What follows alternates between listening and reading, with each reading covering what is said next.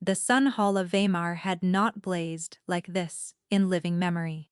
Every lamp of amber glass had been lit along the great beams, and the long tables ran gold, with roasted fruit and spiced wine, while the whole of the high country crowded shoulder to feast on the last night of harvest. Lords in their autumn colors, warriors with their collars open, pack mothers who had walked 3 days down from the ridges to see the king break bread. And near the scullery arch, half hidden behind a pillar, warm with kitchen smoke, stood a thin Omega girl in a borrowed gray dress, praying only that no one would notice her at all. Melis kept her eyes on the flagstones and counted the cracks in them, because counting was the only thing that had ever slowed her heart. She had carried water and turned spits in the palace kitchens for as long as her memory went back, which was not far. The cooks said she had come to them as a half-grown girl with a fever that burned everything out of her. No family, no village, no story, only a name that someone had already given her. She did not mind.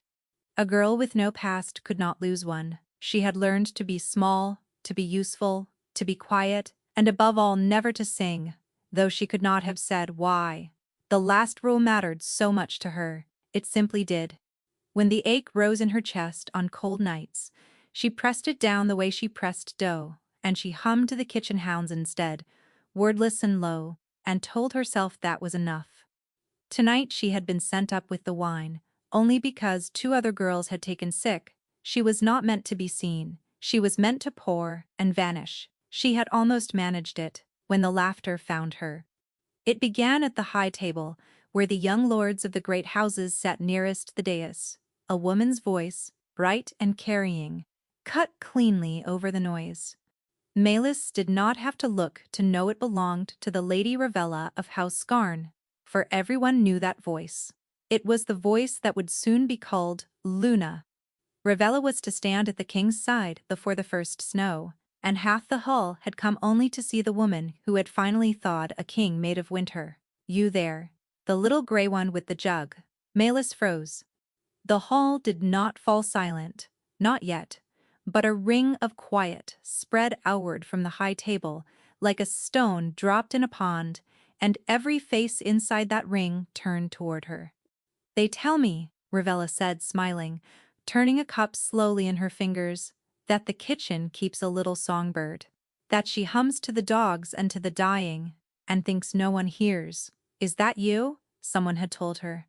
One of the scullery girls, currying favor or only careless. It did not matter now. My lady, Melis said, and her voice came out as nothing, a scrape. I only hum. I do not sing. I do not know any songs. Then, hum, said one of the young lords, and the others laughed, delighted, because a board table at the end of a long feast will take any small cruelty for sport. Hum for the king. Let us see what the kitchens have been hiding. She would have refused. She would have set down the jug and walked into the smoke and let them laugh at her back. But hands were already at her shoulders guiding her, not gently, out from behind the pillar and into the open floor before the dais, and there was no path left that did not run forward. So she lifted her eyes for the first time, and she saw the king. Valen of Weimar sat above them all, in a chair of black wood, and he was as cold as the stories said. He was young for a king and did not look it. There was gray already at his temples, though he could not have counted 40 winters, and his face had the stillness of a man who had stopped expecting anything from the world and had made his peace with the emptiness. They said he had lost his mate long ago, before he took the crown, and that the loss had gone down into the land itself, so that the harvests thinned and the rivers ran low, and the wolves of the high country turned strange and quarrelsome. They said the marriage to Scarn was the council's cure for a king who no longer cared whether he lived. He watched the Omega being pushed into his hall with no more interest than he might have watched rain. His indifference steadied her strangely. There was nothing left to protect. She would make the smallest sound she could and let it be over. Melis closed her eyes. She meant only to hum. She meant to give them a few notes of the tuneless thing she gave the hounds, and let them laugh, and go back down to the dark and the water and be forgotten. But when she opened her mouth, that was not what came out. The sound that rose from her was not a hum, and it was not small, and it was not hers to stop.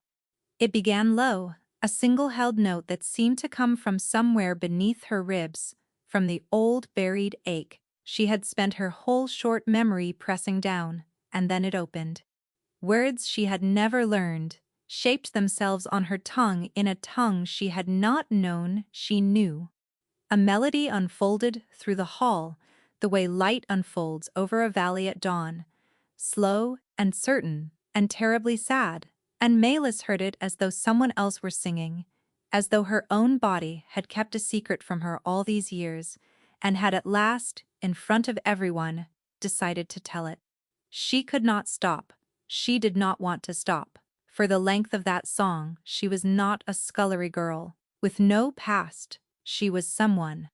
The ache had a shape, and the shape had a voice, and the voice filled the sun hall to its gold beams and pressed every other sound flat.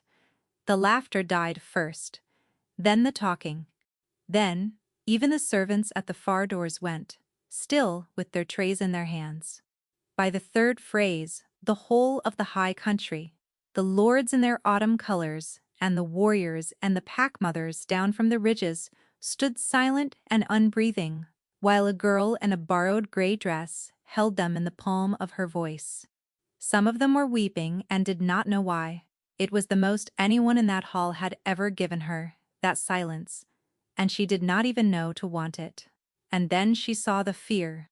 It moved across the faces nearest the dais like a wind across grass. An old lord had risen halfway from his seat, his hand at his mouth. A pack-mother had gone the color of ash.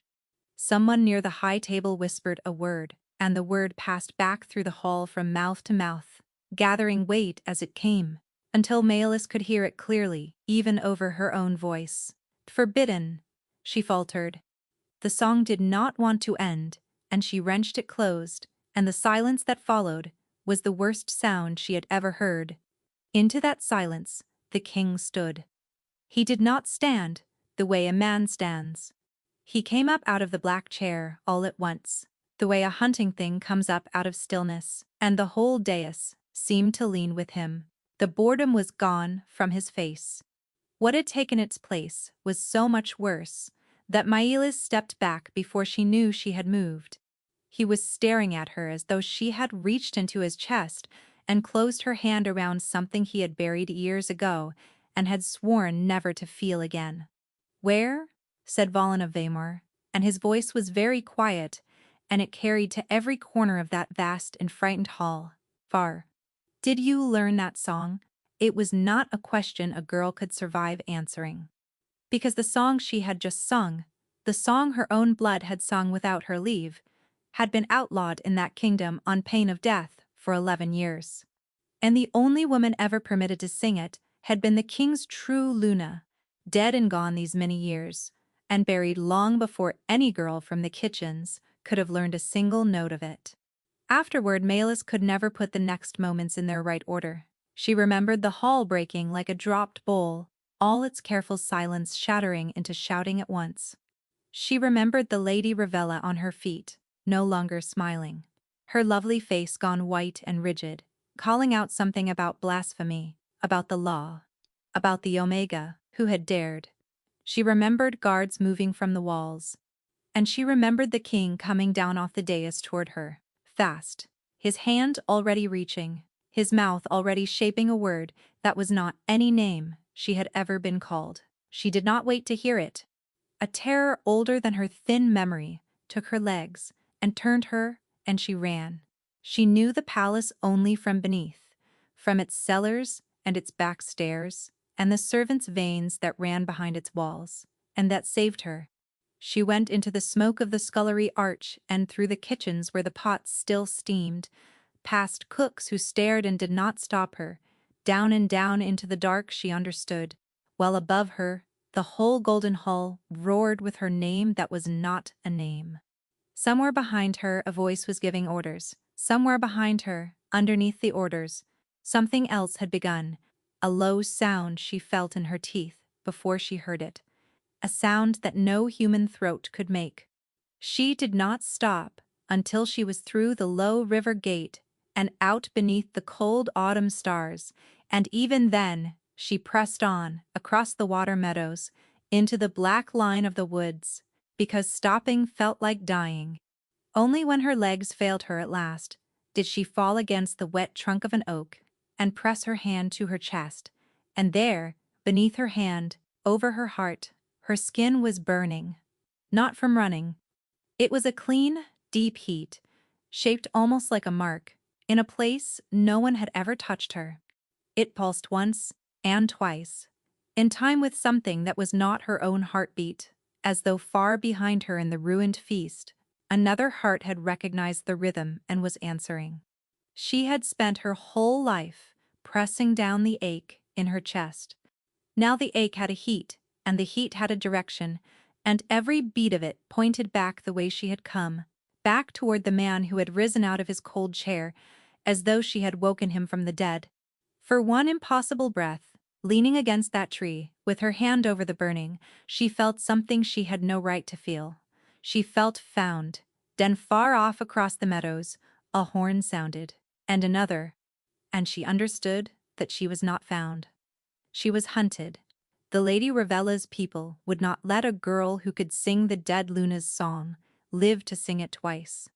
Melis pushed herself off the tree, wiped her face, and ran again into the dark, not knowing that behind the horns and the hounds, something far more dangerous had already slipped its handlers and taken her scent. Not Ravella's men. Not the law. The king himself had left his crown lying on the floor of his own hall, and somewhere in the dark behind her, on 4 silent feet, he had begun to run. The village of Bracken Hollow lay a long way from anywhere a king might think to look, and that was the only reason Melis had chosen it. She had walked the better part of a month to reach it, sleeping in barns and in ditches, trading work for bread, until the high country and its golden hall came to feel like something that had happened to a different woman. When the people of the hollow asked her name, she gave them the first plain word that rose to her, and so she became Linnet, a widow of no particular place, come south to be forgotten. They were kind in the incurious way of small places. They asked little. She gave them what she was good at, which was quiet work with her hands, mending and washing, and the small brown craft of herbs she had somehow always known. And in return, they let her keep the empty cottage at the low end of the lane where the mill stream ran. She never sang. That was the one law she kept, now above all the others, more strictly than she had ever kept it in the palace, because now she knew what her voice could do. She had felt it fill a hall to the beams, and turn grown warriors to weeping, and bring a cold king up out of his chair with murder, or something worse than murder, in his face. So she did not sing, and she did not hum. Not to the miller's colicky baby, nor to the old man dying 2 doors down, though her whole body ached to, though the silence cost her more than anyone in the hollow could have guessed. A songbird that will not open its throat is only a small brown thing in a hedge. That was all she wanted to be now, small and brown and overlooked, but the burning over her heart did not fade.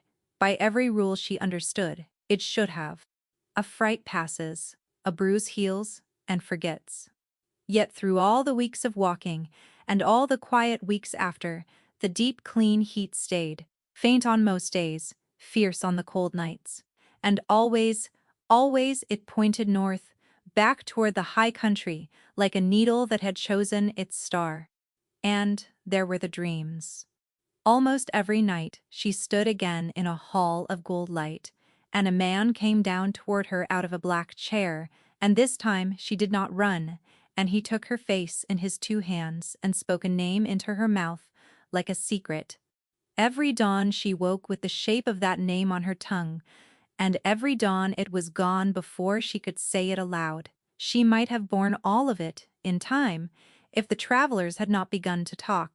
They came through the hollow with the autumn trade, tinkers and drovers, and men driving thin cattle south, and they all carried the same strange news out of the north, like a coal too hot to hold. The king of Weimar had gone out of his mind. He had not sat his throne since the harvest feast.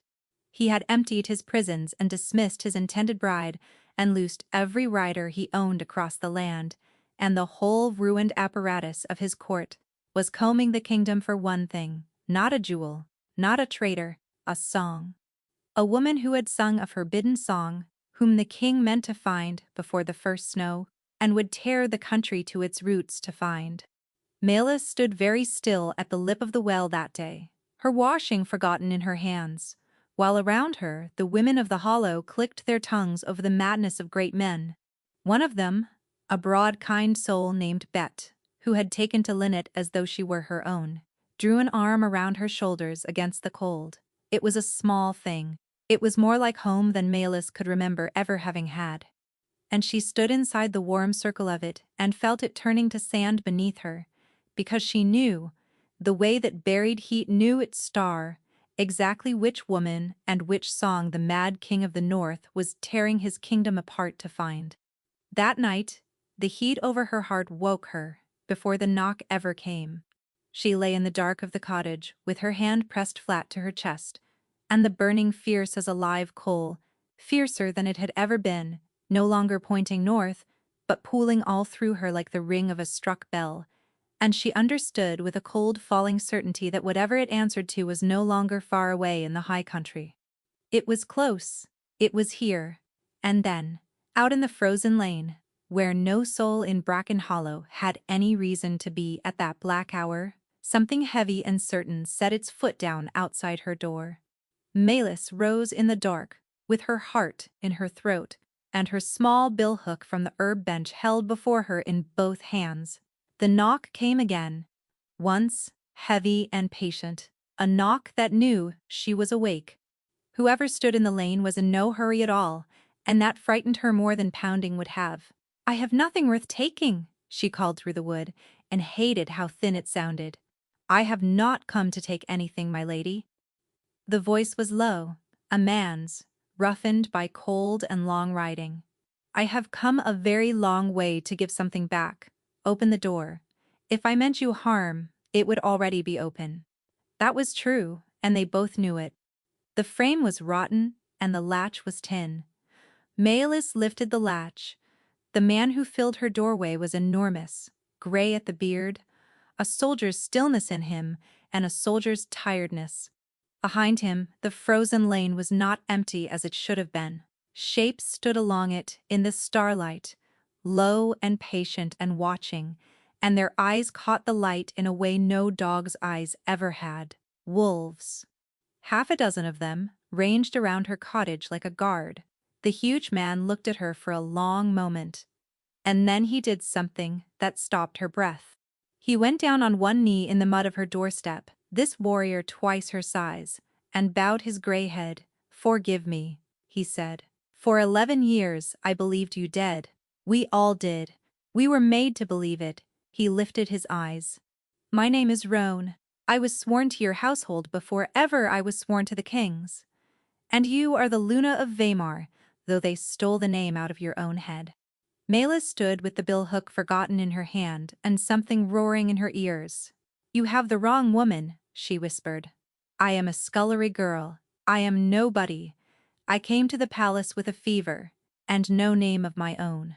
I do not remember a household. I do not remember being anyone."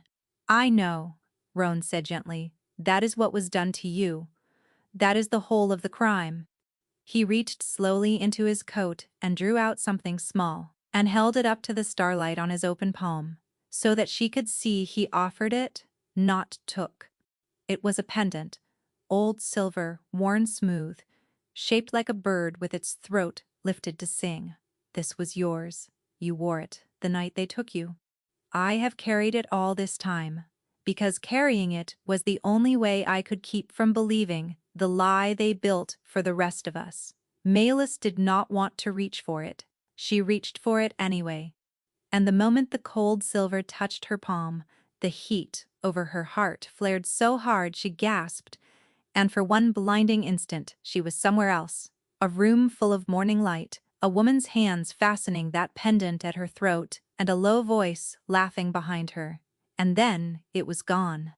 And she was standing in a freezing doorway with tears on her face and no idea why she was weeping. It was the first thing she had ever remembered from before the fever, the first proof that there had been a before, that she had been someone, that she had been loved. You felt it, Rowan said, watching her face.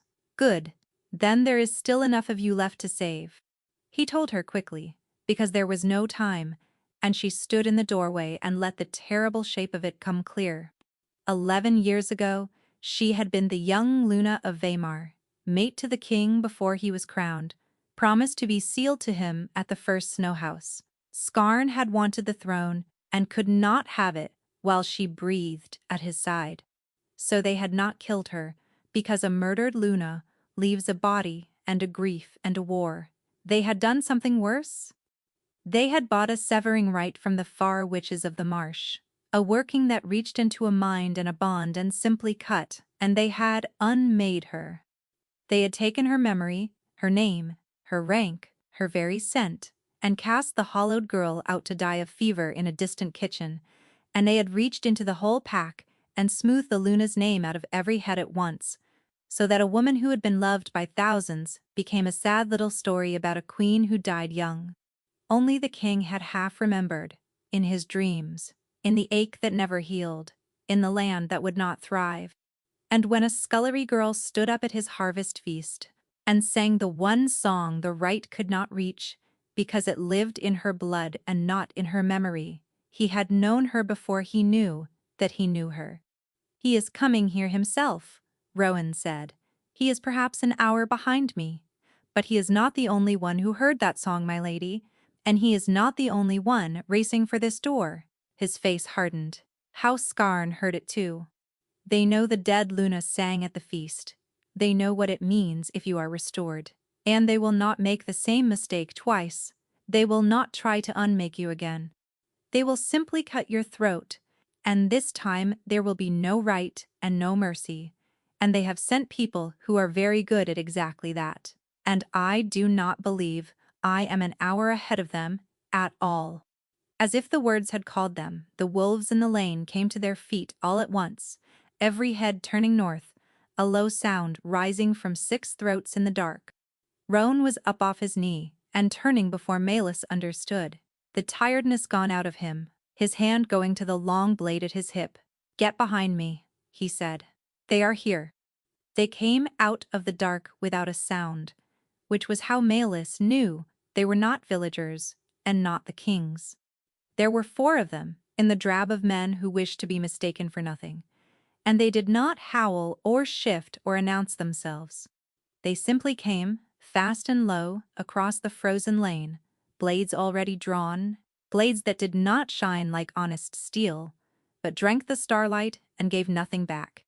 Later, she would learn that the dark on those edges was silverthorn, a marsh poison brewed for one purpose only, to still a shifter's blood and lock a singer's throat, so that the Luna could neither fight nor call for help, nor ever sing a single note again.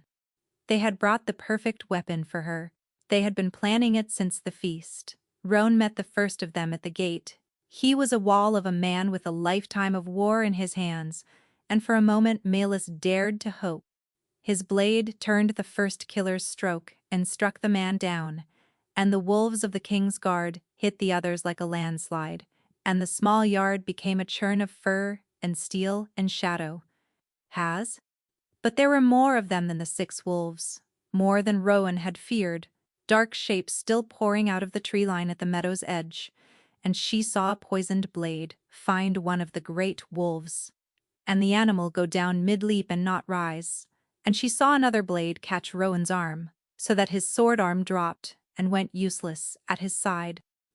The silverthorn already darkening beneath the skin. Run, Rowan gasped, staggering, putting his own huge body between her and the yard. My lady, run, north, the king is on the road. Run and do not look back. But Malus did not run. She stood in the doorway of her small stolen life, and she looked at the gray soldier bleeding to keep her breathing. and at the wolves dying in the mud of a village that had shown her nothing but kindness, and something that had been pressed flat inside her for 11 years began, very slowly, to stand up. She had spent every one of those years being small, being brown, being nobody, so that nobody would ever look. She was so terribly tired of being nobody. The heat over her heart was not a pinpoint any longer. It had spread down her arms and up her throat, and it was singing, actually singing, a pressure behind her teeth, like a held note that wanted out. A killer broke past Rowan's failing guard and came for her across the yard with a black blade lifted, close enough now that she could see his eyes, and Malus did not raise the billhook, and she did not run. She opened her mouth. The sound that came out of her was not the feast song, and it was not a hum, and it was nothing a human throat was ever built to make. It began as that same held note from beneath her ribs, but where the feast had drawn it out of her soft and sorrowing terror, tore it out of her hard. It came as a single rising cry, and the poisoned air of the yard seemed to break on it the way a wave breaks on rock. The killer, bearing down on her, was flung off his feet, as though the note itself had struck him in the chest, his black blade spinning away into the dark. The men behind him staggered. The nearest of the king's wolves threw back its head and answered her, and then all of them were answering. And for one impossible moment, the whole freezing yard rang like the inside of a bell with a sound that had a woman's grief at the heart of it. Malus stood in the doorway with her hands open at her sides and power pouring up out of her that she had spent a lifetime sitting on, and she was not afraid of it. That was the strange thing. That was the thing that finally broke the old lie. She had been taught by every hungry night to fear her own voice, to keep it stopped, to make herself small around it, and now that it was loose at last, she understood that it had never been a danger to her at all. It had been the one piece of her they had not managed to steal. It had been waiting, under the fever and the years, for exactly this, for her to need it badly enough to let it out. The assassins broke. What was left of them fled back into the tree line from a thin, unarmed woman singing in a doorway. And that alone would have been the strangest thing Malus had ever seen if the next thing had not happened. The tree line the killers fled into came apart. She did not see it so much as feel it, a weight arriving, the ground taking a blow, and then the largest living thing she had ever laid eyes on came through the meadow mist at the dead run. It was a wolf, the way a storm is weather, black and vast, and moving far too fast for its size, and where the poisoned men had fled her voice, this thing ran toward it, ran toward her, and the cry died in her throat, not from fear, but from a recognition so total that it emptied her out. Every dream she had ever woken from and lost stood up at once behind her eyes. She had no memory of this creature, and she knew it, in the deepest part of herself, the part they had cut and could not reach. The great wolf reached the yard and did not slow, and then it did, all at once, skidding to a halt before her in the churned mud, close enough that its breath moved her hair, and it stood over her trembling. Not with rage. She could see, this near, that the enormous animal was shaking the way a man shakes when he has run past the end of his strength toward the one thing he had not let himself believe in. Then, in the space of a single breath, the wolf was gone, and a man knelt in the mud in front of her.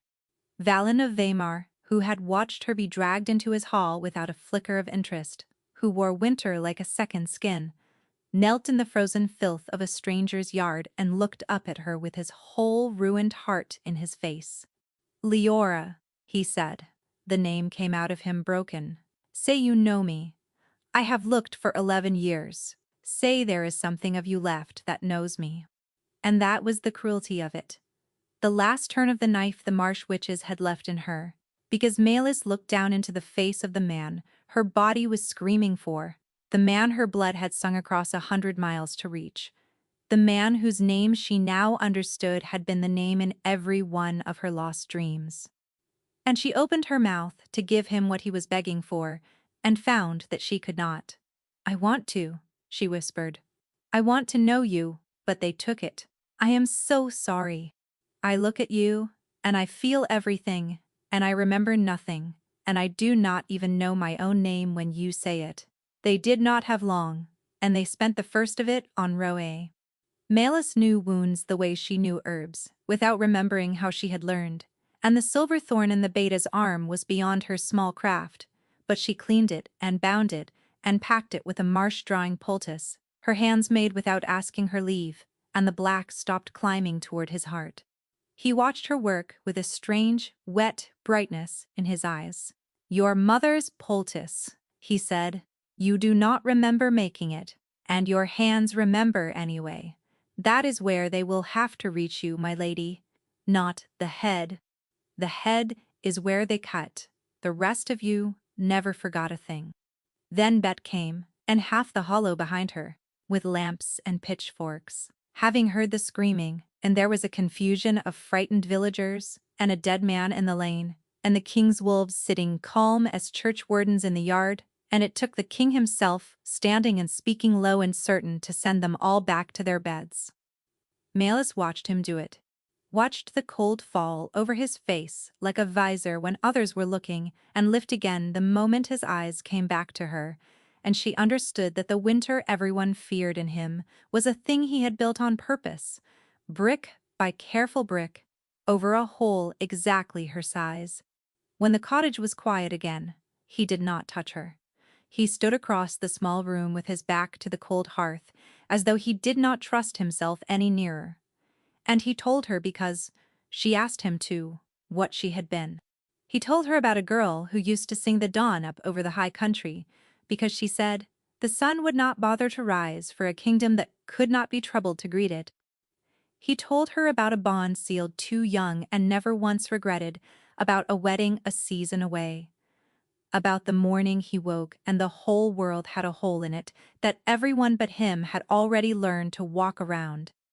He told her how they had all looked at him with pity when he grieved a Luna the record said had died of a fever, and how he had let them think him half mad rather than say aloud the thing he could not stop knowing, that she was not dead, that he would have felt her die.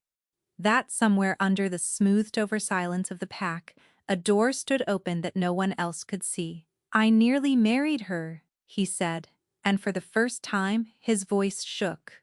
Ravella? I let the council put her hand in mine, because the land was dying and my people were afraid, and I had no reason left to give them for saying no. I stood up at that feast to choose a woman I did not love, because I had finally given up on ever finding the one I did. He looked at her. And then the kitchen sent up a girl in a gray dress, who could not possibly know the one song in all the world that was only ever yours. Do you understand what you did to me, standing there singing? You reached into the grave I had dug for you with my own hands, and you knocked. Something in Malus that had been numb with wonder finally caught fire.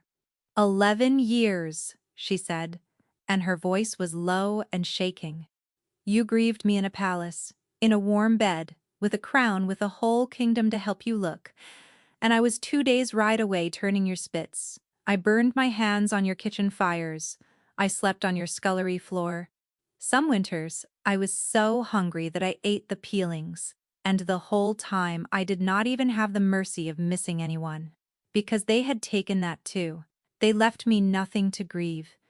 They made me a girl with no one to lose. The tears came now, and she let them. You are grieving Aluna. I do not even get to grieve. I do not remember her. You are asking me to mourn a woman I never got to be. Valen crossed the room then. He did not embrace her. He knelt again, here in the firelight, where there was no one to see, the king of Weimar on his knees, and he took her burned hands and turned them over, and pressed his mouth to the old scars on her palms, one and then the other, and he wept over the marks his own kitchens had left on her. And that, of all things, was what opened the door. It came without warning, the way the pendant had but wider. The touch of his lips to the scar on her right palm, and the whole of a summer afternoon poured through the crack, gold and green, a river shining, a young man not yet gray, laughing up at her from the water and calling her down off the bank, calling her, Leora, Leora, come in. The sun will not rise tomorrow for a kingdom that will not greet it. And she had laughed and called back that the sun could manage without her for one afternoon, and jumped. She remembered the cold of the water, she remembered choosing him. She had not been taken to him against her will, and she had not been handed to him by any counsel. She had chosen him herself, on a green bank, in the sun, before anyone thought to make it a matter of state. Melis came back to the firelit cottage, with a sound she had never made, and this time when she looked at him, she was not looking at a stranger her body wanted. "You called me down off the bank," she whispered. "And I said the sun could manage." Valen went absolutely still. "No one living knows that," he breathed. "No one. It was only ever us." "I know," she said, and began, at last, to weep for the woman she had been, because she had finally met her. "I remember the water, Valen. I remember choosing you." He held her then, and for a little while there was nothing in the world but the two of them, and the fire, and 11 years trying to close like a wound. But Roan, gray and pain-worn in the corner, was watching the small window and the graying sky. And when at last he spoke, his voice was heavy. "It will come back in pieces, and every piece will cost you," he said. "A severing is not meant to be undone. Each door you open, you tear something to open it, and I will not lie to you, my lady. I do not know whether opening all of them will make you whole or break what is left. That is a road we must walk carefully and slowly, and somewhere safe." He turned from the window, and his ruined face was grim. "And we are about to have the luxury of none of those three things." A rider came in behind the king. "Weimar has fallen. House Skarn moved on the capital the moment they knew you lived, and they hold it now, and they have your Hesta." They rode through what was left of the night, and into a hard bright dawn, and Melis rode before the king on his black horse, because he would not put her out of his reach, and she found she did not want to be out of it. She had thought, in her scullery years, that she understood cold. She had been wrong. The cold of those years had been the cold of a fire banked and forgotten. This was different. With his arm braced around her, and the great warmth of him at her back and the heat beneath her breastbone no longer pointing anywhere at all, because the thing it had pointed at for so long was finally here, she felt something in her that had been clenched for so many years begin slowly and achingly to unclench. And it hurt the way a frozen hand hurts coming back to life. And she would not have traded the hurt for anything in the world. "The dreams," she said as the miles went under them. "I dreamed of you. Every night. A hall of gold, and a man coming down out of a black chair, and a name I could never keep hold of by morning. I thought I was going mad. I thought it was a kind of sickness." His arm tightened. "They were not dreams," he said against her hair. "Or, not only. The bond was never fully cut, only buried. When I slept, I reached for you. I did not know you could feel it. All these years I believed I was talking to a ghost." A rough sound left him, that was almost a laugh, and almost not. "You were answering. 2 days' ride away, on a scullery floor. You were answering me and neither of us knew it." They stopped once, to water the horse at a half-frozen brook, and there in the thin gold light, with the wolves ranging quiet around them, he finally, carefully, as though she might yet prove to be smoke, lifted her face and kissed her. It was nothing like her dreams. It was better, because it was real, and because the moment his mouth found hers the buried bond between them did not merely stir, it woke, roaring up through both of them at once, so that she felt his heart slam against her palm where it rested on his chest, and felt, underneath it, the vast grief and the vast hope of him laid bare, with nothing left to hide behind. She understood in that kiss why the land had failed without her. She could feel how much of him had been failing too. When they broke apart, they were both unsteady. "When you are whole," he said, his forehead against hers, breathing hard, "and when you are safe, I will not seal this bond again in a hurry, in fear, in the mud, the way it was stolen from us." When I claim you, it will be because you have all of yourself back and you choose me on purpose, the way you did on that bank. Not one moment before, she almost told him then, because another door had cracked while he kissed her. A smaller one, a colder one, and behind it was a face, not the marsh witch's. A face from inside the palace, from before, a face that had smiled at the young Luna and brought her wine on the last night she could remember. A face she had trusted with everything. She could not yet see it whole. But she knew, with a sick and rising certainty, that a rite like that had needed an inside hand to work, that someone who loved her had opened the door for the ones who unmade her, and that when she finally saw that face, it was going to break something in her that no reunion could mend. She kept it to herself. He had grief enough for one dawn. They rode on, and near midday they came up the long shoulder of the last ridge, and Weimar lay below them at last, and Melis felt the king go rigid at her back. Smoke stood over the capital, in 3 places. The great gold banner of the pack was gone from the palace towers, and in its place hung the black serpent of House Scarn, snapping in the cold wind. And even at this distance they could hear it, drifting up thin and terrible on the air, a bell, tolling slowly. The kind of bell a city rings for an execution. They came down off the ridge into the cover of a burned-out steading, and there Roan's scouts found them, 3 lean wolves who shifted to men and knelt in the ash and told them how bad it was. House Scarn had not merely taken the capital.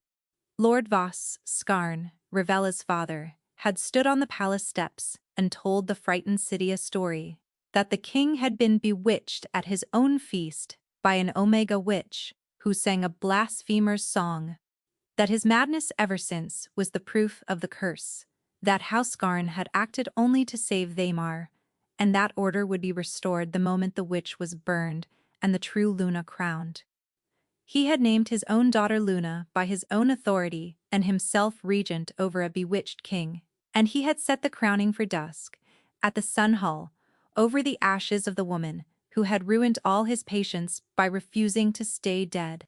"He has taken hostages against your return," the eldest scout said, unable to look at the king. "The household that stayed loyal, 32 of them. He means to put them to the fire beside the Omega at dusk as a lesson. Unless the king comes and kneels and calls the bewitchment true before the whole city." He hesitated. "Among them is the old kitchen mother Hesta. The scouts say she has told her guards to their faces, again and again, that she once nursed a nameless fevered girl back to life in that very kitchen, and would do it again gladly, and that no lord who burns old women deserves a hall to burn them in." Melis made a small, broken sound. Hesta. She could not remember a Luna, and she could remember Hesta. Hesta's red hands, Hesta's spoon, Hesta feeding a shaking, nameless girl broth in the dark and telling her that the world was not all cruel, that there was warm broth in it and a place by a fire, and that this was proof enough to keep going. The one person in 11 years who had loved her without knowing she was anyone at all. "She kept me alive," Melis whispered. "Before I was anyone worth keeping. She did not know me, and she kept me anyway." But something else was happening below, in the streets and on the wind, and it was the first hope of that grim morning. Word of the harvest feast had run ahead of them all through the high country, faster than Scarn could stamp it out. The dead Luna had sung. The song no living woman should have known had risen again in the Sun Hall, and the land itself seemed to have heard it, because from the ridges and the deep valleys and the far steadings the pack was coming, quietly, in 2s and 3s and then in scores, wolves slipping down toward Weimar with their hackles up, drawn by a song they had been made to forget and had never quite stopped missing. Scarn had an army, but Scarn did not have the heart of the pack, and the pack was waking up. Valen looked at the gathering wolves and at the smoke and at the woman beside him, and Melis watched him begin to build the cold mask. Again, the king's mask, the one that could send others out to fight, and perhaps to die. She stopped him with a hand on his arm. "Do not go cold for me," she said. I have had enough of coal to last a life. Go warm, let them see what they are fighting for. She looked down at the tolling city that had once been hers. And do not tell me to hide in a steading, while an old woman burns for feeding me broth. I have hidden for 11 years. I am finished hiding. He looked at her a long moment, and then, slowly, the corner of his hard mouth turned, and it was not the mask at all. It was something proud and terrified at once. Then we do not hide, he said. We give Skarn exactly what he asked for. He wants the king to come to the Sun Hall at dusk and kneel. His eyes went to the black serpent, snapping over the towers. So we will come to the Sun Hall at dusk. We will simply not do very much kneeling. They struck at dusk as the first torches were being lit for the crowning, and for a while the city belonged to no one. Valen went first, and went as the wolf, vast and black and no longer cold in any part of him, and the pack poured down out of the hills at his back in a grey flood, and Skarn's hired swords and bought guards met them in the streets, and learned very quickly the difference between men who fight for coin and wolves who fight for a song they had been grieving. Without knowing it, Melis came behind with Rowan at her side, his wounded arm strapped across his chest and a blade in his good hand, and everywhere she passed the fighting seemed to falter for half a breath, as men and wolves alike turned to look at the woman walking through the firelight. The dead Luna, come back down off the mountain to take her city. The outer gates fell.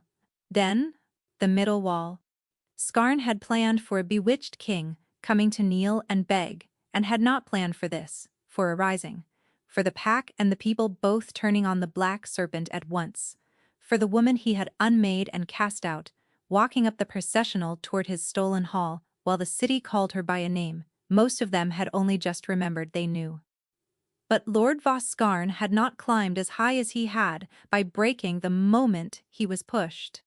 By the time Valen shifted back to a man on the great steps of the Sun Hall, battle-worn and steaming in the cold, the doors had been barred from within. And from the high windows, Voskarn's voice came down, calm, almost bored, the voice of a man laying his last and best card on the table. "Come no closer," he called, "or the kitchen burns first." Through the tall windows they could see it.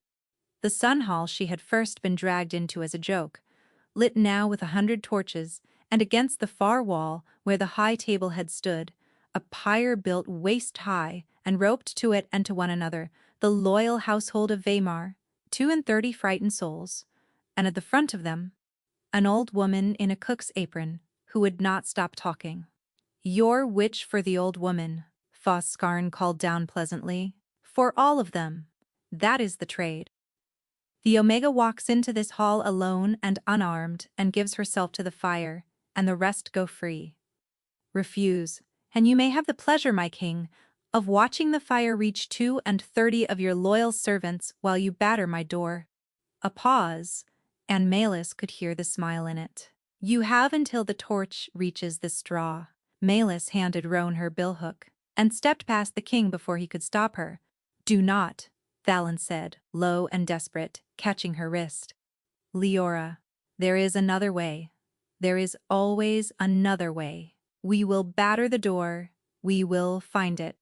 You will not reach them before the straw catches," she said gently, and laid her free hand over his heart, where she knew now an answering heat lived.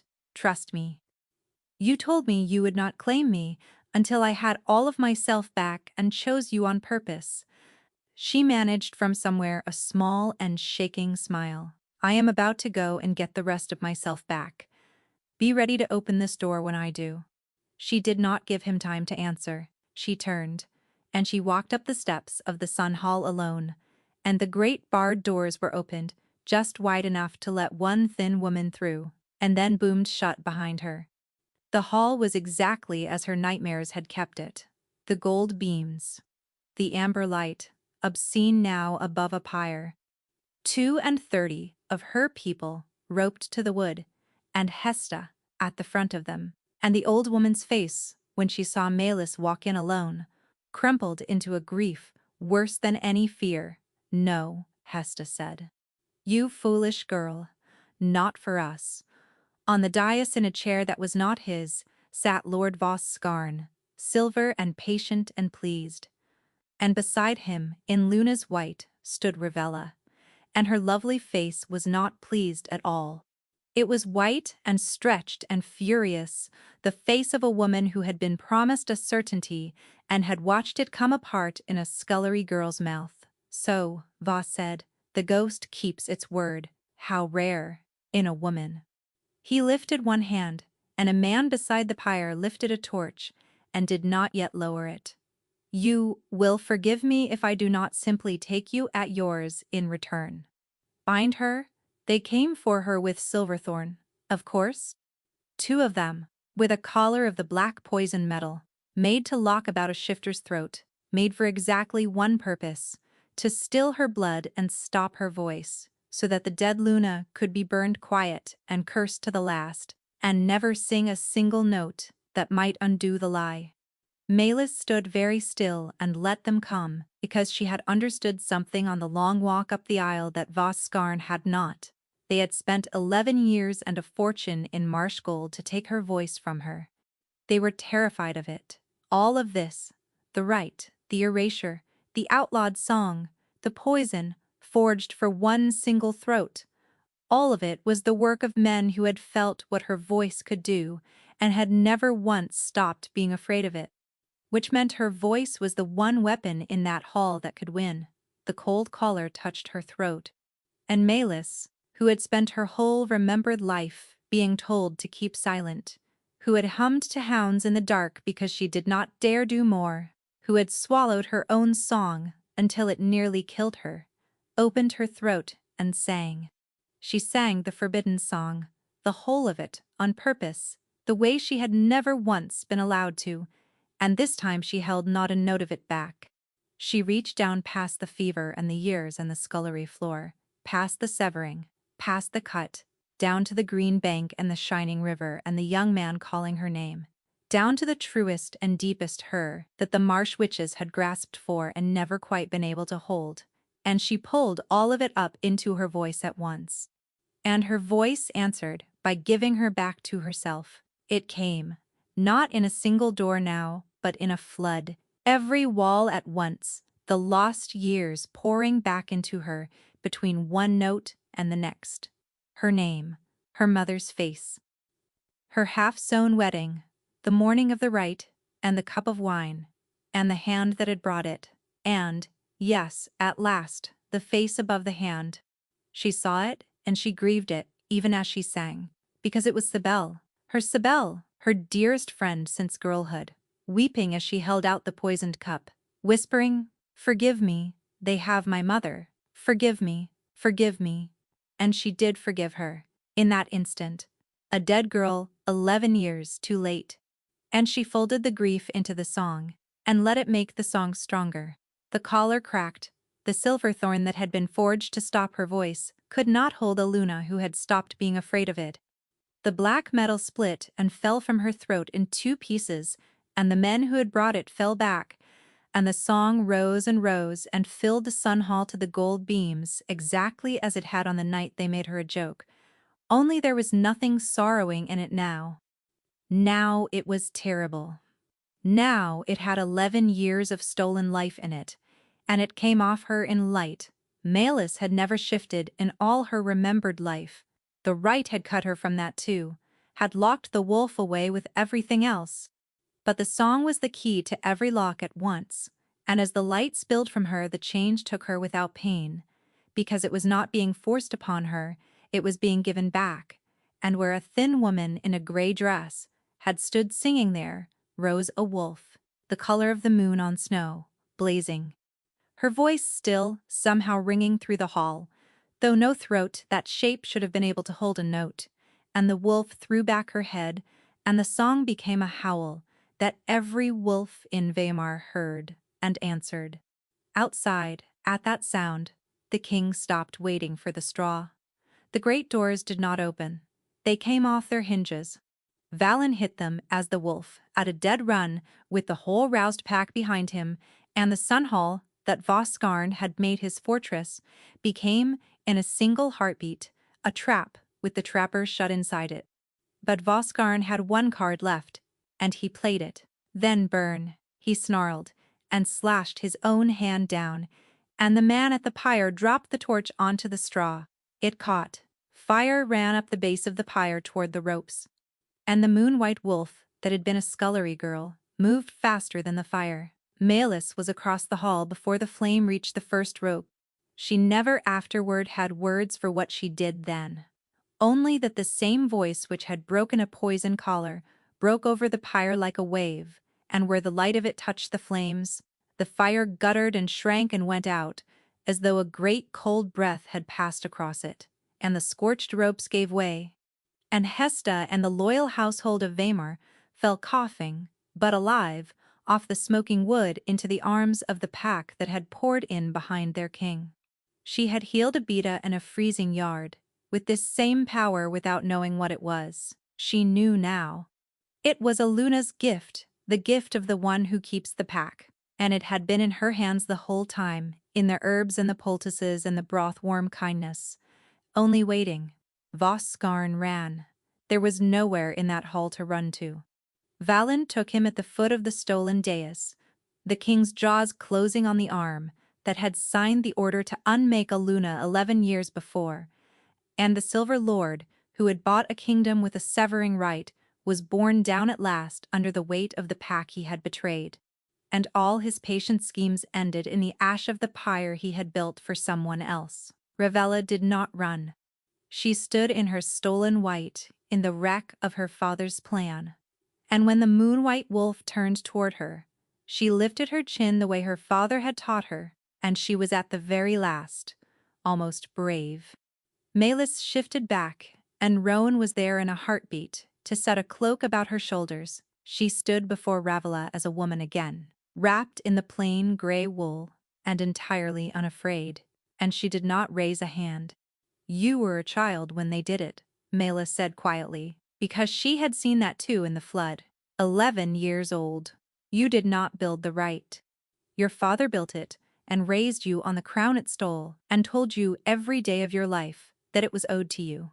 She looked at the frightened, furious woman who had ordered her to sing as a joke, and by doing so, had set her free.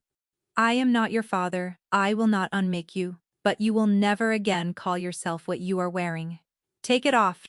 And Ravella, who had waited her whole life to be Luna, looked into the face of the real one, and understood that she had lost, and wept, and took off the white.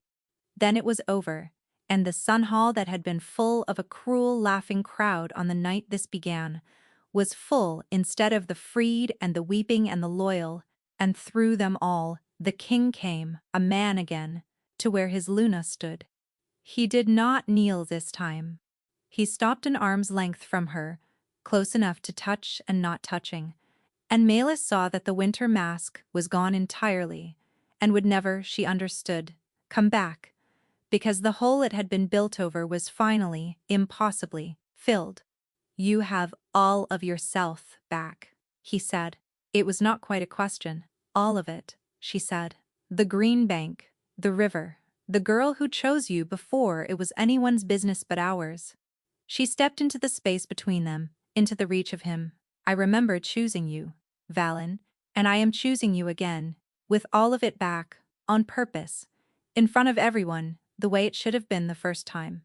She reached up and drew his head down, and this time it was she who set her mouth to the place where his neck met his shoulder, she who marked him, she who claimed. The Luna claiming her king. Before the whole gathered pack, exactly the reverse of the stolen ceiling. The bond did not merely wake, it completed. And in the moment it closed, she felt everything he had carried come pouring across it into her, all the long years of it, the grief he had let no one see, the nights he had reached for a ghost, the guilt of the kitchens, the terrible hope of a girl in a gray dress singing an impossible song, and she felt her own stolen years pour back the other way. And for one endless moment, there was no her and no him, only the single thing they had always been, cut apart and made whole again, at last in the light of the very hall where it had so nearly been lost forever. When she came back to herself, the whole pack was howling, and the king of Weimar was holding on to her as though she were the only fixed thing in a turning world. And outside, for the first time in 11 years, it had begun, very gently, to snow. The snow that began that night did not stop for 3 days, and it was clean, and it was gentle, and the high country woke beneath it, changed. Melis felt it before ever the reports came, felt it through the newly hulled bond, and through the pack she now held, the rivers that had run low all through her stolen life, rising again clear and strong, the thin, exhausted land under its white blanket easing, the way a fever eases the way she herself had eased in the warm circle of the king's arm. The wolves who had grown strange and quarrelsome in the years of the empty throne quieted and came home. It had never been a curse laid on the land at all, the wise ones said now. It had only been the land grieving with its king for Eluna. It had been made to forget it had lost. And what grieves can heal, all that winter, Weimar healed. Of House Scarn, little needed doing that the pack had not already done in the Sun Hall. Lord Voss did not survive the reclaiming of the hall he had stolen, and few mourned him. Ravella was sent north, stripped of the name she had never truly held, to live out her years as a common woman of the far steadings, which was either a mercy or a punishment, depending upon who told it. And Melis, who had seen the frightened child still living inside the proud woman, had made certain. The marsh witches who had sold the right were another matter, and a far longer road. But that is a different story for a different night. As for the girl they had made sing as a joke, she was crowned, Luna of Weimar, on the first clear day after the snow, in the Sun Hall, under its high gold roof, before more of the pack than the hall had ever held. But that was not the part she would remember. The part she would remember came after the solemn words, when the old law against the Luna's song was struck down forever, and the king asked her, quietly, before everyone, whether she would sing, not as a joke this time, not dragged out from behind a pillar in a borrowed dress by people who wanted to watch her shrink, asked as a gift, by a man who loved her, in a hall full of her own people who had walked down out of the mountains because they could not stop missing the sound. And Melis, who had spent 11 years too afraid even to hum in the dark, stood up in the center of the Sun Hall in Luna's white that fit her because it was her own, and she sang. She sang the forbidden song that was forbidden no longer. And this time not one soul in the hall was afraid. And this time when the warriors wept, they knew exactly why. And the sound of her filled Weimar to the rooftops and out through its high windows and over the healing, snow-bright land.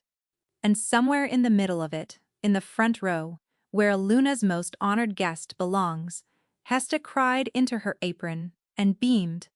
That night, when the hall was quiet and the snow ticked soft against the windows, the king held his Luna before the fire and laid his hand flat and wondering against her low, where by spring, the first error of a healed and honest line would begin to make itself known. Because after 11 years of being cut apart, there are some things a bond can say far better than a mouth. I nearly did not go up to that feast, she murmured against him, drowsy and warm. I nearly poured the wine and vanished the way I always did. I know, he said, and she felt him smile into her hair, and I nearly did not look up from my cold chair. We were both so very good, by then, at not being seen. His arm tightened around her. Never again. I see you. All the high country sees you, and nothing in this world or under it is ever going to make you small, or quiet, or nobody again. And so the Luna who was made to sing as a joke became the Luna whose song healed the kingdom, and the king who had turned himself to winter learned, in the warmth of her, how at last to greet the sun. They had been cut apart by the cruelty of small and ambitious men. They spent the whole of their long lives proving that some songs are simply too true to be silenced, and some bonds too deep ever to be cut, and that what is stolen away in the dark can still, against every odd in the world, come singing its way home. Thank you for spending this evening in the high country of Weimar. If the story of Melis and her king warms something in you, stay a while with me, for there are many more tales like it waiting, and I would be so glad to share the next one with you.